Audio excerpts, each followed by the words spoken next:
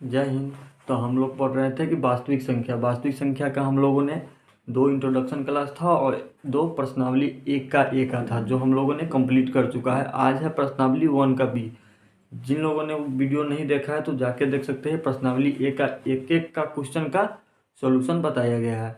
ठीक है, तो आज हम लोग का है वास्तविक संख्या का प्रश्नावली 2, यानी कि वास्तविक संख्या का।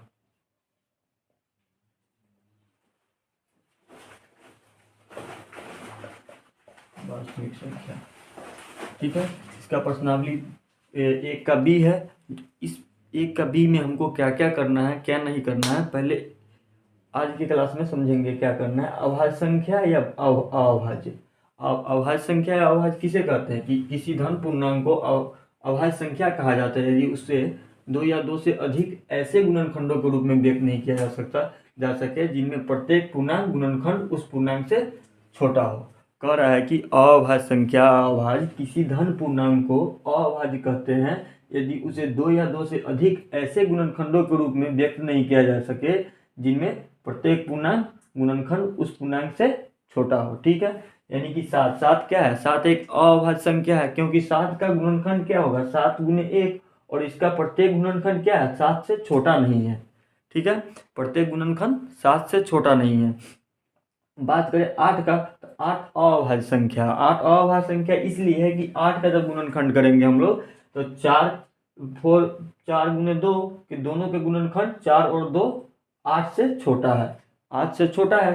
7 का क्या है, 7 का गुणनखंड कोई 7 से छोटा नहीं है, तो 7 का गुणनखंड, 7 एक अभाज्य संख्या है। दूसरा है 8 अभाज्य संख्या नहीं है, इसलिए नहीं है कि इसका जो गुणनखंड है तो 4 और 2 का दोनों का गुणनखंड क्या है, 4 और 2 8 से छोटा है। एक को कभी अभाज्य नहीं माना जाता है। ये क्वेश्चन आपके ऑब्जेक्टिव में आ सकता है, ये तीनों में से कि आपको दे देगा ए को क्या माना जाता है, तो वहाँ पर अभाज्य संख्या नहीं माना जाता है, तो वहाँ पर अभाज्य संख्या का ऑप्शन रहेगा, तो मेरा क्या हो जाएगा, अभाज्य संख्या। एक अभाज्य संख्या नहीं है। ठीक है, यौगिक संख्या की बात करें तो यौगिक संख्या किसे कहते हैं, किसी धनात्मक पूर्णांक को जो अभाज्य नहीं है यौगिक संख्या कहा जाता है। जैसे 6, 8, 9, 15 ये सब क्या है, अभाज्य नहीं है। अभाज्य इसलिए नहीं है कि अगर 6 का गुणनखंड करेंगे तो कितना होगा, 2 गुने 3, 2 गुने 3 होगा, 2 3 क्या है, 6 से छोटा है। 8 का करेंगे तो 4 गुने 2, जो बताएं यहाँ पे 8 का 4 गुने 2, यानी कि ये 8 से छोटा है। ठीक है, और बात करें यौगिक संख्या की, तो यौगिक संख्या क्या करता है, किसी धातुक पूर्णांक का जो अभाज्य नहीं है उसे यौगिक संख्या कहा जाता है। ऐसे में 6, 8, 9 और 15 आदि इस तरह से। तो पहले आप इसको नोट डाउन कीजिए, आगे चलते हैं।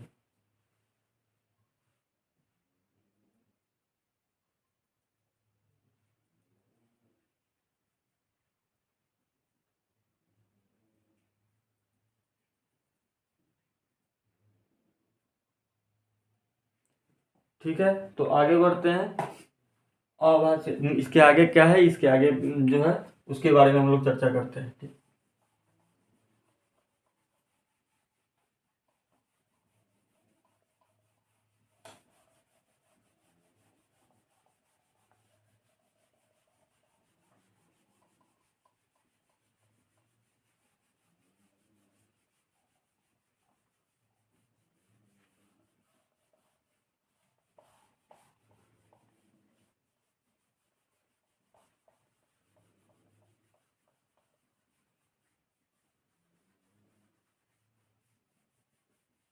इसके बाद ये हम लोग समझ गए, क्या समझे कि अभाज्य संख्या और यौगिक संख्या। आगे है मेरा सहअभाज्य संख्या। ठीक है,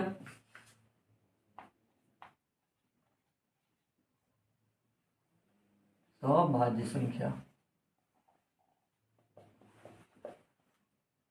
मेरा क्या है, सभाज्य संख्या, यानी सहअभाज्य संख्या। यहाँ पर अभाज्य की बात कर रहे हैं तो सहअभाज्य संख्या। सहअभाज्य संख्या क्या कहती है, यदि 2 पूर्णांक है ए और बी एक दूसरे के लिए अभाज्य या सहअभाज्य संख्या कहते हैं। माना कि कोई पूर्णांक आपको दे देगा, मान ए और बी, तो दोनों पूर्णांक क्या है, एक दूसरे के क्या है, अभाज्य या सहअभाज्य कहते हैं। ठीक है, तो यहाँ पर हम लिख देते हैं 2 पूर्णांक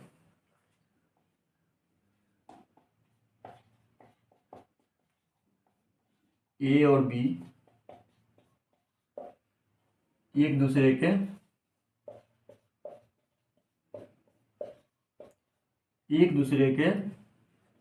अभाज्य है, एक दूसरे के क्या है, एक दूसरे का अभाज्य या सहअभाज्य कहते हैं। एक दूसरे के लिए अभाज्य या सहअभाज्य कहते हैं। एक दूसरे के लिए, यहाँ पर लिए भी ऐड कर लीजिए, अभाज्य या सहअभाज्य कहते हैं। ठीक है, सहअभाज्य संख्या की बात करें तो यदि मौसा ए और बी का आपका मौसा क्या होगा, एक होगा। ए और बी का मौसा एक होगा। यदि यहाँ पर कोई दे दे, यदि मौसा ए और बी क्या होगा, एक होगा। ठीक है, जैसे में एग्जाम्पल की बात करें तो 16, ठीक है, एग्जाम्पल की बात करें तो 16 और 9 क्या है, सहअभाज्य संख्या है। 16 और 9 क्या है, सहअभाज्य संख्या है। 16 और 9 क्या है मेरा, सहअभाज्य संख्या है। तो इसको पहले नोट, आगे बात करते हैं, उसके बाद आप एक साथ ही दोनों का नोट डाउन कर लीजिएगा। अंकगणित आधारभूत प्रमेय, आगे बात करें तो अंकगणित, शायद पहले इसको नोट डाउन कर लीजिए, उसके बाद आगे बात करते हैं। पहले इसको आप नोट डाउन कर लीजिए।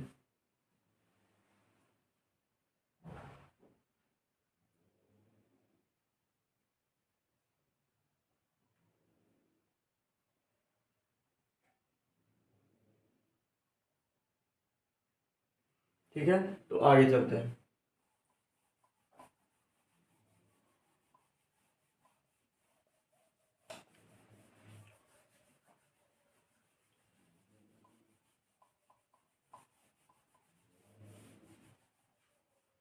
आगे बात कर रहे हैं अंकगणित की आधारभूत प्रमेय। अंकगणित की आधारभूत प्रमेय,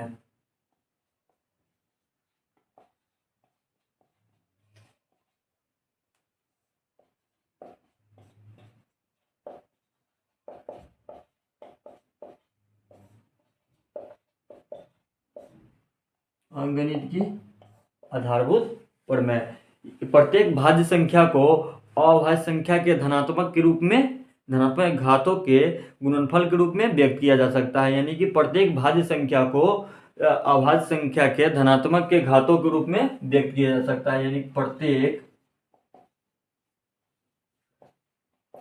अभाज्य संख्या को, प्रत्येक अभाज्य संख्या को धनात्मक के घातों के गुणनफल के रूप में व्यक्त किया जा सकता है। संख्या को, अभाज्य संख्या को प्रत्येक धनात्मक के घातों के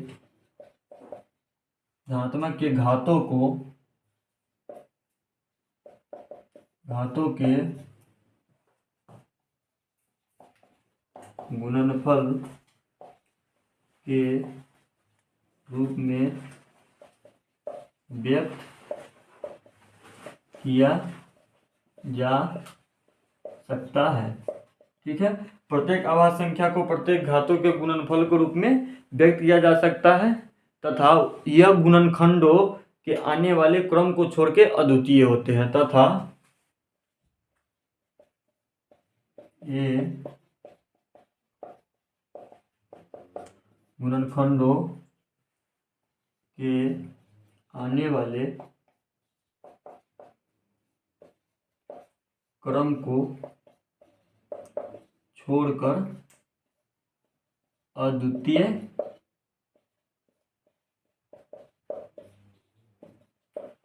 होता है। अंकगणित आधारभूत प्रमेय का क्या है कि यदि अभाज्य संख्या को प्रत्येक धनात्मक के घातों के गुणनफल के रूप में व्यक्त किया जा सकता है तथा ये गुणनखंड के आने वाले क्रमों को छोड़कर अद्वितीय होता है। हमारे कितने प्रकार के हमसे गुणनखंड निकाल सकते हैं, दो प्रकार, एक भाग विधि द्वारा, एक गुणनखंड विधि द्वारा।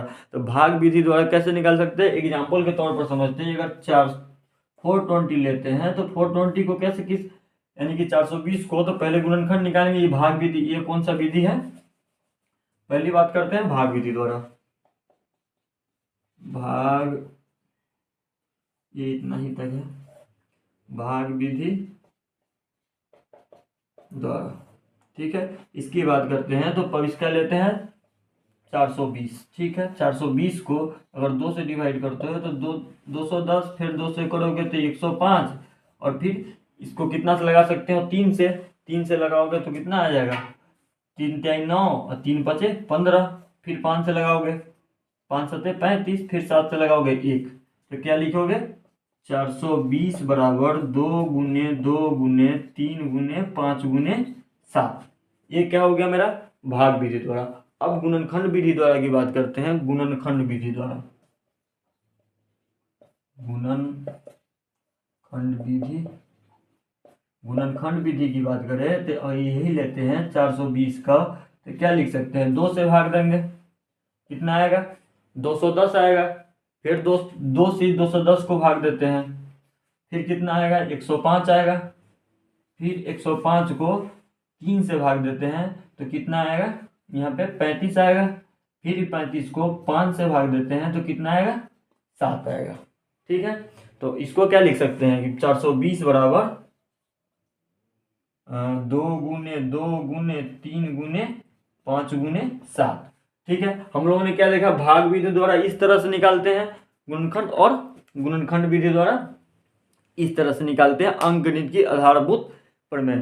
ठीक है, तो पहले इसको नोट डाउन कीजिए, इससे आगे बात करते हैं।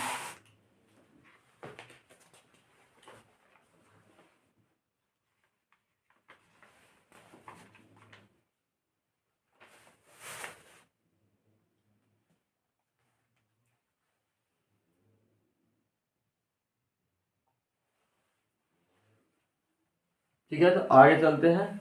आगे तो मौसा और लसा पर, जो हमको इस चैप्टर में काम करना है, जिसपे मौसा और लसा यानी कि महत्तम सामवर्तक और लघुत्तम सामवर्तक। मौसा को हम लोग क्या बोलते हैं, महत्तम सामवर्तक, और लसा को क्या बोलते हैं, लघुत्तम सामवर्तक।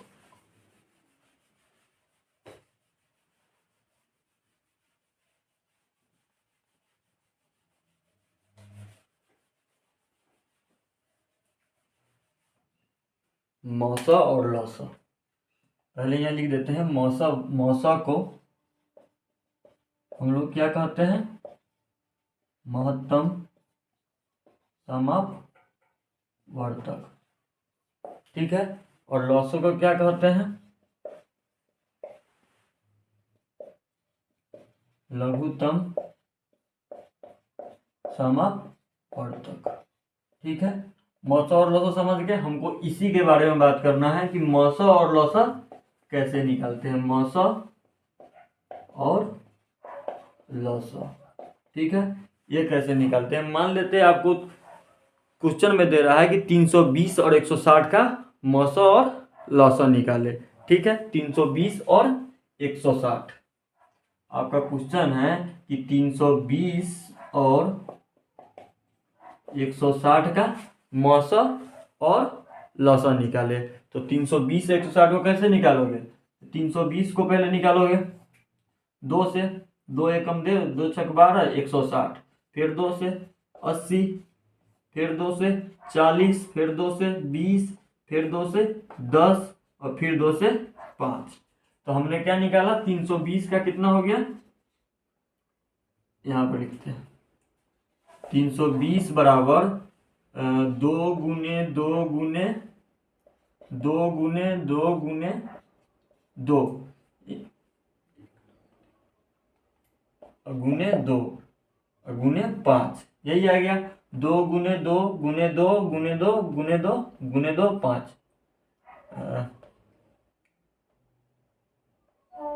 2 गुने 5,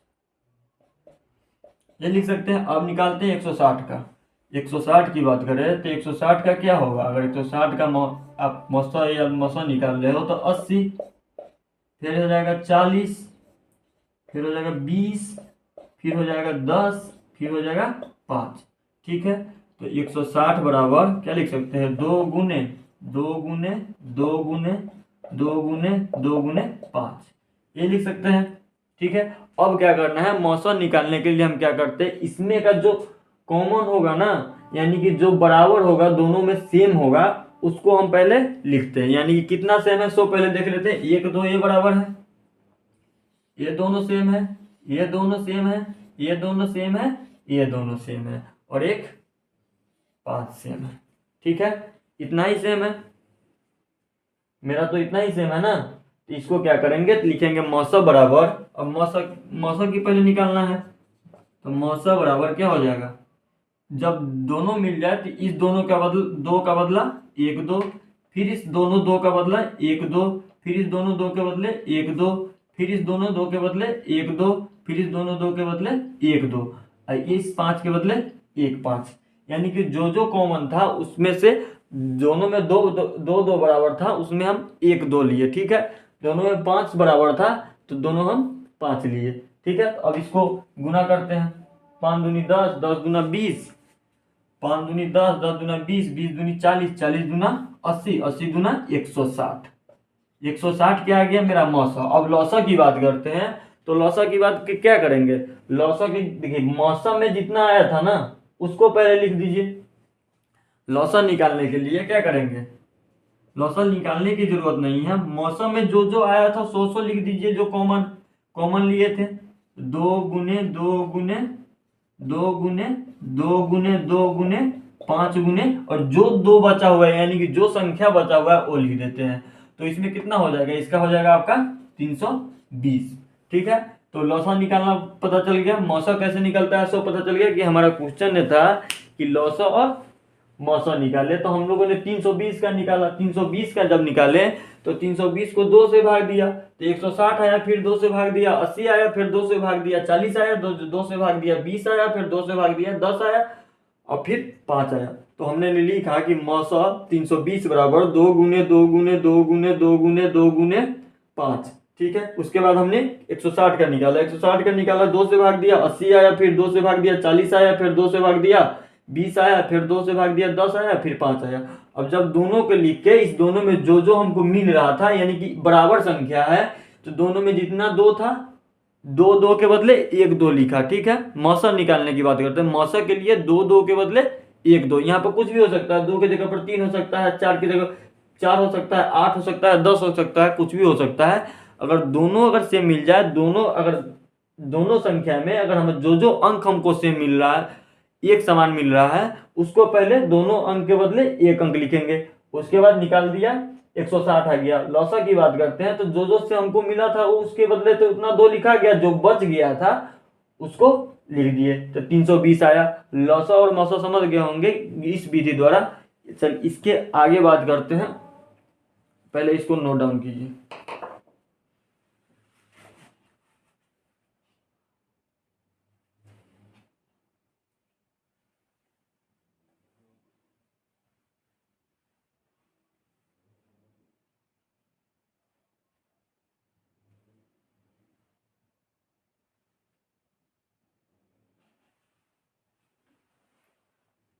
हाँ, तो आगे चलते हैं, आगे की बात करते हैं।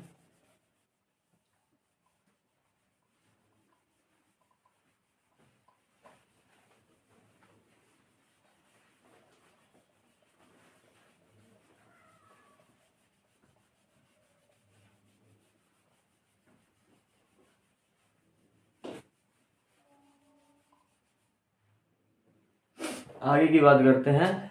आगे हमको 2-3 फार्मूला है जो हमको जानना बहुत ही जरूरी है, जो हमको इस चैप्टर में हमको काम करना है फार्मूले के ऊपर। जिस फार्मूला का यूज हमको 1 के बी में करना है उस चीज़ों को समझते हैं। माना एक फार्मूला ये आता है, इसको याद करके अपने कॉपी में अच्छी तरह से लिख लीजिएगा। पहला फार्मूला आता है कि दो संख्याओं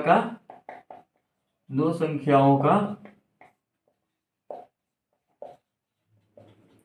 गुणनफल बराबर HCF गुने LCM। अब इस फॉर्मूला को समझते हैं कि जब भी आपके क्वेश्चन में दे दे कि HCF बराबर 10 और LCM बराबर 5 और पूछ दे कि दोनों संख्याओं का गुणनफल क्या होगा।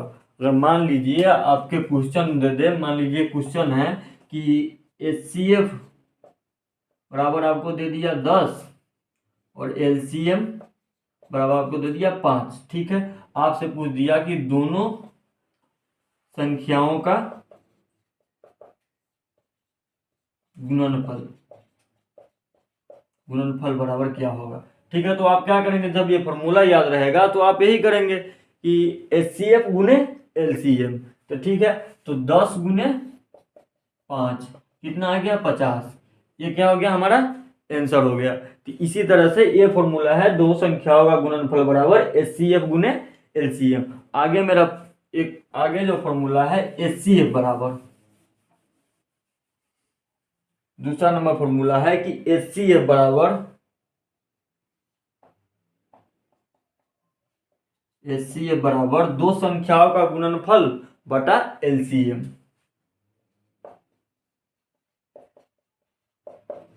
दो संख्याओं का गुणनफल बटा LCM। अब इसके बात करें तो इसके एग्जांपल की बात करें तो आपको एक क्वेश्चन में दे देगा कि दो संख्याओं का गुणनफल 5 है और LCM आपको निकालने के लिए दे दे, या ऐसे ही दे दे कि LCM बराबर 4 है। मान लीजिए कि आपको कोई क्वेश्चन दे दे कि दो संख्याओं का, क्वेश्चन नंबर जितना हो, दो संख्याओं का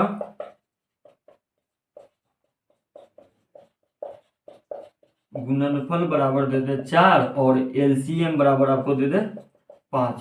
अब आपसे पूछ दे कि HCF बताइए इसका, तो हम क्या करेंगे, HCF का फॉर्मूला जब भी हमको मालूम रहेगा तभी इस क्वेश्चन को बना सकते हैं। तो हम क्या करेंगे कि दो संख्याओं का गुणनफल बटा LCM, तो क्या लिखेंगे, इस फॉर्मूला में बैठाएंगे तो दो संख्या का गुणनफल मेरा क्या दिया हुआ है 4 बटा में LCM कितना दे दिया 5, तो मेरा HCF यही आ गया। ठीक है, समझ में आ गया। तो इसका एक फॉर्मूला ये हो गया, यानी कि HCF बराबर दो संख्याओं का गुणनफल बटा LCM। अब आगे की चलते हैं, तीसरा फॉर्मूला मेरा जो होता है,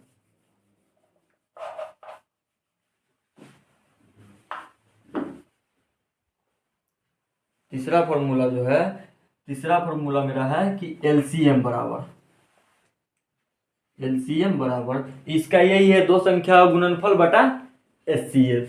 इसका फॉर्मूला है दो संख्याओं का गुणनफल बटा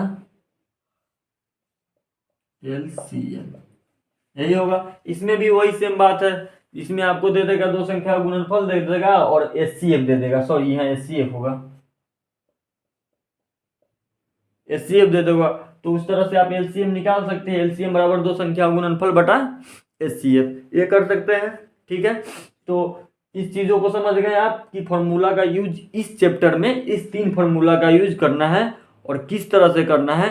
आपको धीरे धीरे जब सवालों पे आएंगे तब आपको पता चलेगा कि किस तरह से किस फॉर्मूला का यूज कहाँ करना है। इसी तरह से पढ़ाया जाएगा पूरा का पूरा मैथ आपको इसी चैनल पे, और बहुत शानदार तरीके से पढ़ाया जाएगा। कठिन से कठिन या जटिल से जटिल सवालों को आपको आसानी की तरह समझाया जाएगा। ठीक है, तो इसको आप नोट डाउन कीजिए, उससे आगे चलते हैं।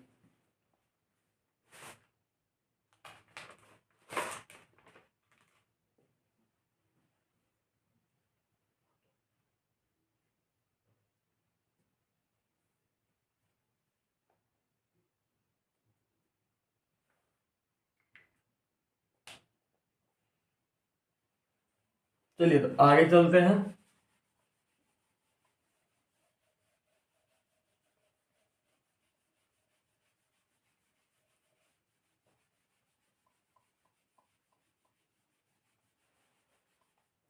आगे आता है कि भाग विधि द्वारा अगर आपसे पूछ दे कि भाग विधि द्वारा आप HCF बताइए चाहे या LCM बताइए, तो क्या कीजिएगा। अगर भाग विधि द्वारा पूछ दे कि भाग विधि द्वारा, गुणनखंड विधि द्वारा तो हमने आपको बता दिया, ओ वाला लेके जो था 320 और 160 का, उसका तो बता दिया ना।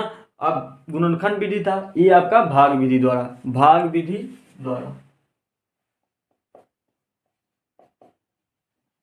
भाग विधि द्वारा। ठीक है, अब आपसे पूछ रहा है कि इसका आप भाग विधि द्वारा, मान लीजिए वही क्वेश्चन है कि 160 और 320। 160 और 320 का HCF बताइए भाग विधि द्वारा। तो आप क्या करेंगे, भाग विधि द्वारा करेंगे। तो 160 और 320 का, इसको सीधे काटोगे 2 से कट जाएगा 320, ठीक है, एक कैंसिल हो गया। तो मेरा HCF कितना आया, HCF करने का मतलब है जिससे हमको भाग लग जाए भाग विधि द्वारा में, कि जो संख्या से कटे उसे हम HCF कहते हैं। तो मेरा 160 से तो कट गया, 2 मतलब में 2 बार में निकल गया, तो मेरा HCF कितना आ गया 160। अब यही बात करें भाग विधि द्वारा LCM की, ये तो क्या था HCF था। अब LCM की बात करें तो 320 और 160 यही लिखेंगे। अब इसको क्या करेंगे, 2 से लगाएंगे तो कितना आएगा 160, इसको 80, फिर 2 से करेंगे तो 80 और ये 40, फिर 2 से लगाएंगे ये 40 और ये 20, फिर ये 2 से लगाएंगे 20 और ये 10, फिर 2 से लगाएंगे 10 और ये 5। अब 2 से नहीं रहेगा, अब 5 से लगाएंगे, 5 दूनी 10, 5 एकम 5, ठीक है। तो LCM कितना आ गया मेरा, LCM आ गया आपका 2 गुने 2 गुने 2 गुने 2 गुने 2 गुने 5 गुने 2, यही है 5, ठीक है। 2 गुने 2, 2 गुने 2 गुने 2 गुने 2 गुने 2 गुने 5 गुने 2। अब इसको जोड़ेंगे, गुना करेंगे, 5 दूनी 10, दूना 20, दूनी 40, 40 दूना 80, 80 दूना 160, 160 दूना 320, ठीक है। आपका LCM आ गया भाग विधि द्वारा, भाग विधि द्वारा LCM, ठीक है, और भाग विधि द्वारा HCF। आपका 1 का B का जो था। अब आगे बात करते हैं, एक और चीज लेते हैं लास्ट, इंट्रोडक्शन क्लास का सबसे लास्ट में है, उस चीज को बात करते हैं कि HCF और LCM 3 संख्या दिया रहे तो किस तरह से हम निकालेंगे 3 संख्या का, ठीक है। तो पहले इसको आप नोट डाउन कीजिए।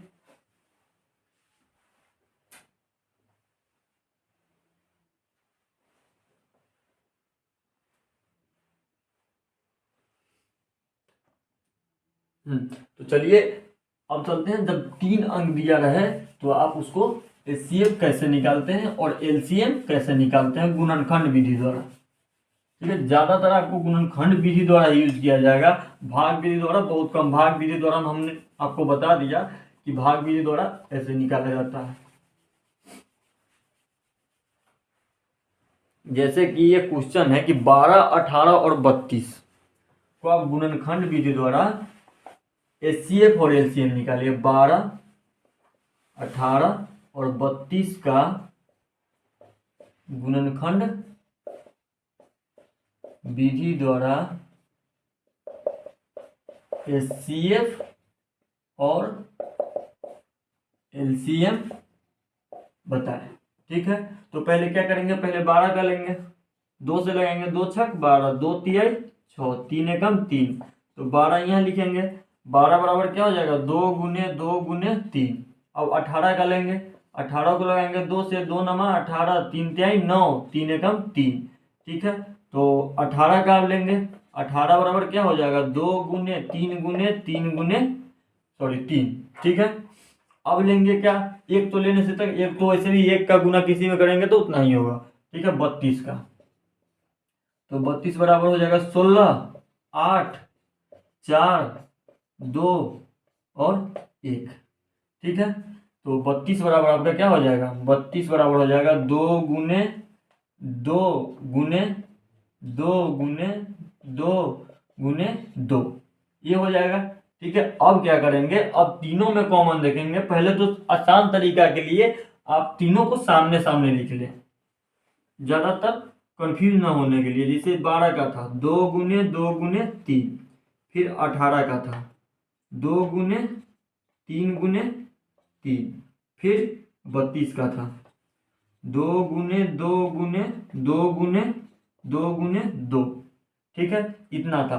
अब क्या करना है, अब जब भी 3 अंक का आए, 3 अंक का आपको कोई क्वेश्चन दे दे कि गुणनखंड विधि द्वारा आप HCF और LCM बताएं, तो आप क्या कीजिएगा, तो आपको करना वही है कि तीनों में जो मिलेगा सेम संख्या यानी एक समान संख्या उसको कॉमन लेना है। ठीक है, तो ये तीनों में 2 मिल रहा है, ये तीनों में 2 मिल रहा है क्या, ये यहाँ पर 3 है, यहाँ पर 3 है, तो ये तीनों में तो मिल नहीं रहा है, इसमें 3 मिल रहा है क्या, इसमें भी 3 नहीं मिल रहा है, तो HCF मेरा क्या हो जाएगा, HCF तो 2 हो गया। ठीक है, क्योंकि उसके बाद हमको तीनों में 2 या 3 तीनों में एक समान मिला ही नहीं है, इसमें 2 मिल रहा है तो इसमें 2 नहीं मिल रहा है, इसमें मिल रहा है, इसमें 3 मिल रहा है, इसमें 3 मिल रहा है, इसमें 3 मिल ही नहीं रहा है, तो क्या होगा, HCF हमारा जो हमको कॉमन आएगा वही मेरा HCF होगा। ठीक है, अब LCM की बात करते हैं, तो LCM का आपको बताया था कि LCM किस तरह से निकाला जाता है इसका, कि ये तीनों के बदले तो 1 2 लिखना ही है, ऊपर का जितना बचा हुआ है सारा को लिख दीजिए, 2 गुने 3, फिर 3 गुने 3, फिर यहाँ 2 गुने 2 गुने 2 गुने 2, इतना लिख दिए। अब क्या करना है, अब इस तीनों को सारे को गुना कीजिए, सारे को गुना कीजिएगा तो आपको वही 288 के लगभग 288 आएगा, लगभग बता रहे हैं 288 आएगा, यही मेरा LCM और यही मेरा HCF होगा। अगर 3 अंकों की संख्या की बात करें तो HCF और LCM यही होगा। तो 1 के बी में जो करना था, जिस का यूज करना था हमने आपको बता दिया, और कल से 1 का बी स्टार्ट होगा, क्वेश्चन बाय क्वेश्चन, एक क्वेश्चन तक नहीं छोड़ेंगे बुक का, जो आपको किसी चीज़ का दिक्कत हो हर एक क्वेश्चन का सॉल्यूशन बताएंगे, और आसान और सरल तरीके से सारे के सारे चैप्टर को हम पढ़ाएंगे।